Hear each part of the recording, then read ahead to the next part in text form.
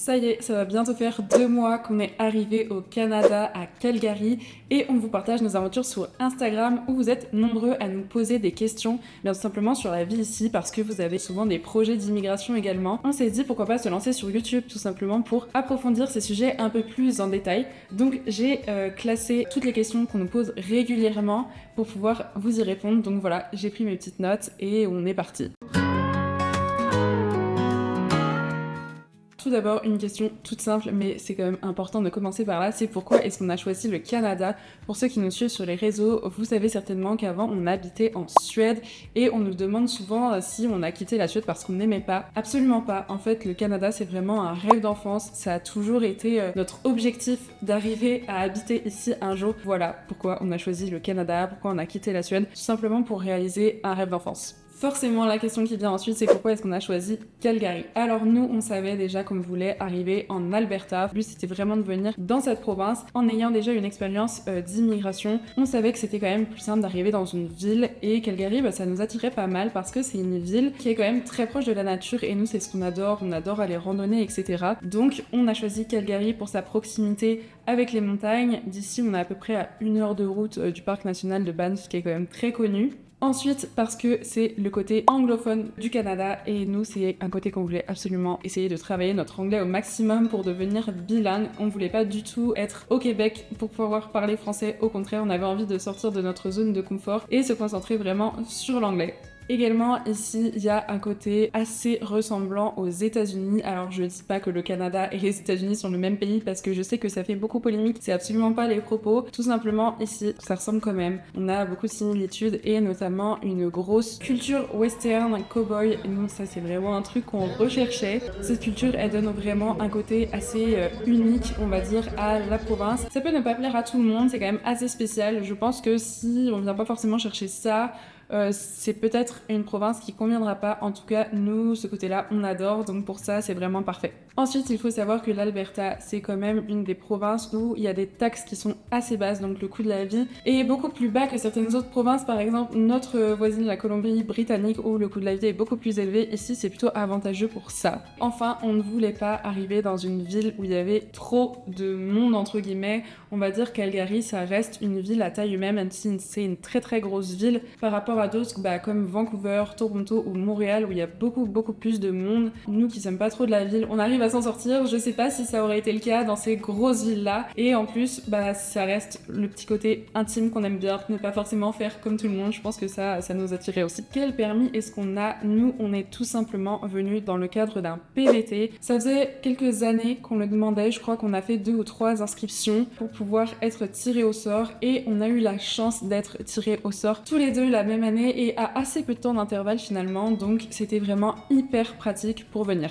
Ensuite, une question qui revient beaucoup, c'est comment est-ce qu'on a fait pour trouver un logement? Là, il y a vraiment 2 moyens. C'est soit vous arrivez en Airbnb et vous laissez le temps de faire des visites sur place pour pouvoir vraiment voir dans quel logement vous allez être après. Franchement, c'est un côté un petit peu moins risqué, mais le Airbnb peut coûter cher, donc ça c'est bien si vous avez vraiment des sous de côté. Nous, on n'a pas choisi cette solution tout simplement parce qu'on venait avec notre chien, et donc c'est toujours un peu plus délicat, je trouve, d'arriver dans des Airbnb avec un animal, c'est pas toujours autorisé. On peut pas forcément choisir du coup un logement assez abordable, faire des visites, etc.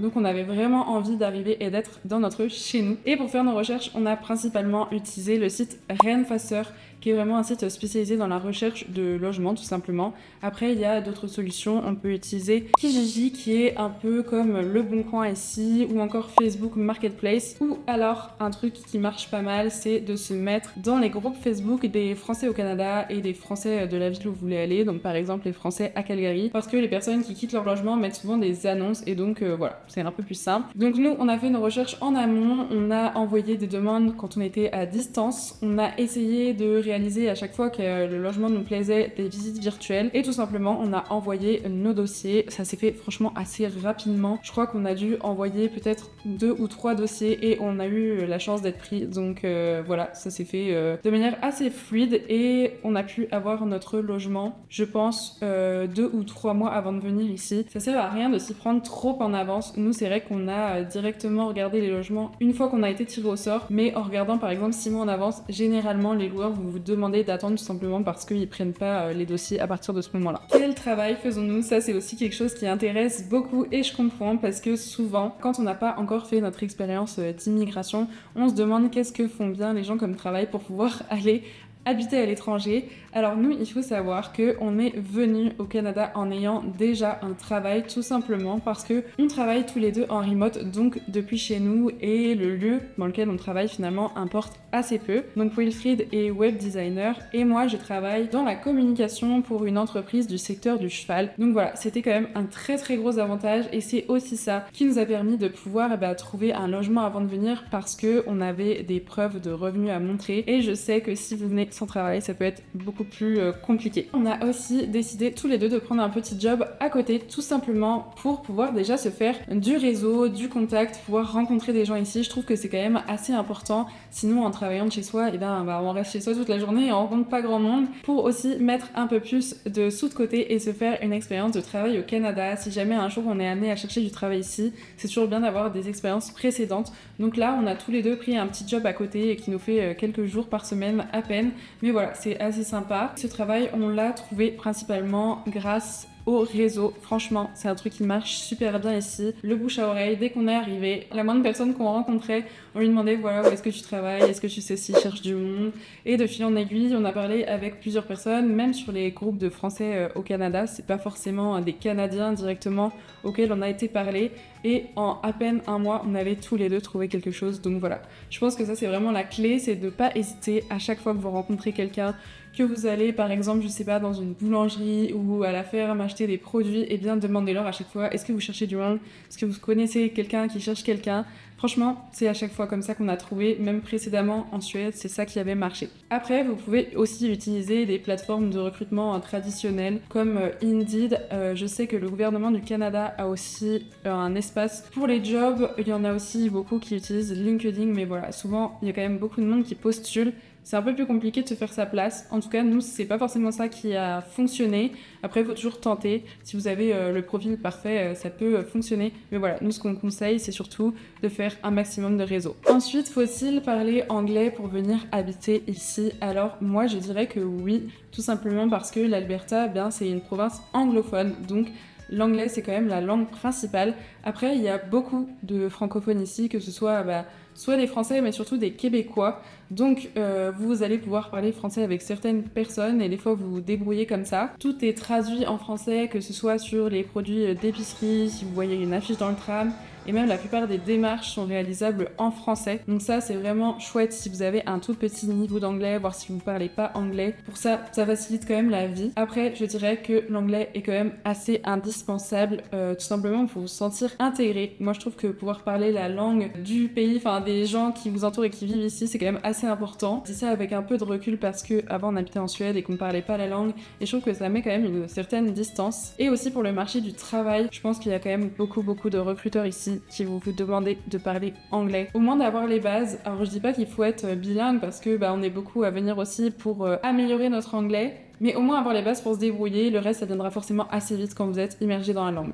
Quel est le coût de la vie ici à Calgary? Alors nous, c'est vrai qu'en 2 mois, on n'a pas eu le temps d'expérimenter tout plein d'activités pour savoir si tout était plus cher qu'en France ou que dans d'autres provinces d'ailleurs, mais on a quand même les éléments de base. Donc déjà le loyer.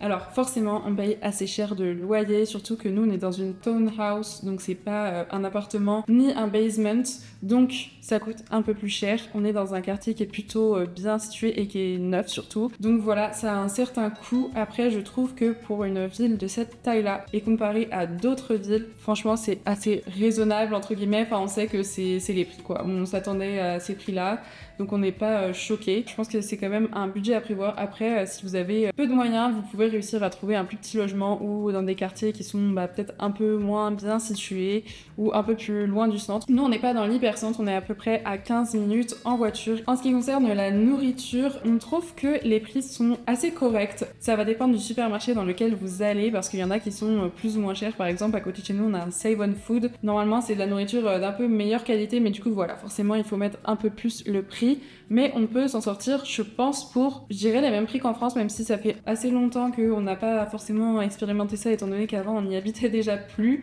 Mais je pense que c'est pareil qu'en France, voire peut-être un peu moins cher. Nous, pour vous donner un ordre d'idée, on cuisine à peu près tout nous-mêmes, donc à partir de produits bruts. Et à 2 pour une semaine, on en a pour à peu près peut-être 90 €, voire un peu plus. Sachant que le midi on mange là, le soir on mange là, on a vraiment tous nos repas qui sont compris dans ces 90 €. Donc je dirais entre 90 et 100 €.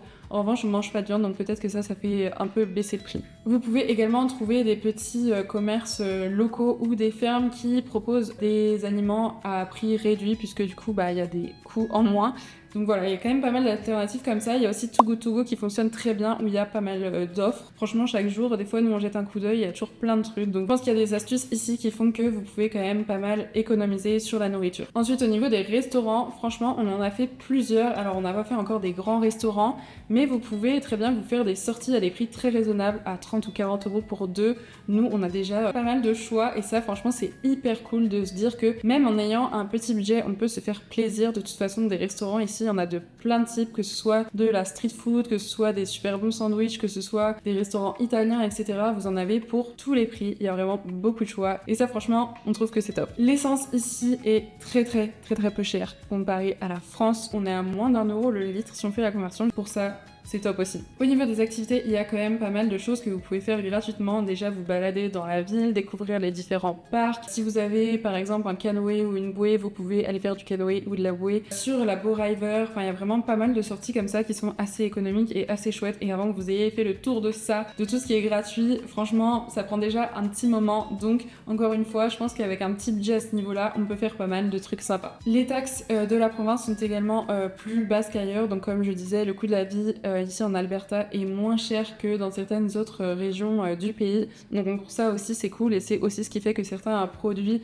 de la vie de tous les jours sont assez abordables, notamment les aliments de supermarché. Petit bémol, c'est que les assurances auto sont très chères. Alors nous on n'a pas encore de voiture, mais on en a entendu parler, et en tant que Français, eh bien on va payer plus cher que les autres, tout simplement parce qu'ils regardent votre historique de conduite et que maintenant ils prennent plus en compte en fait l'historique d'assurance qu'on a eu en France, et du coup on est considéré, je crois, comme jeune conducteur. En tout cas, il y en a pour plusieurs centaines d'euros par mois de ce qu'on a compris, donc ça voilà, c'est quand même un budget à prévoir. Enfin, question pratique, est-il obligatoire d'avoir une voiture, ou plutôt est-il indispensable d'avoir une voiture en venant à Calgary?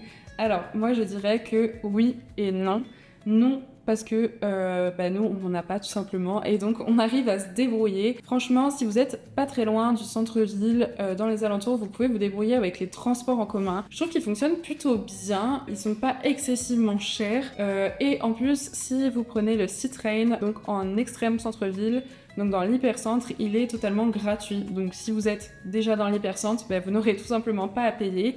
Nous, comme je disais, on est à peu près à 15 minutes en voiture du centre, et on arrive à trouver des bus qui vont à peu près partout.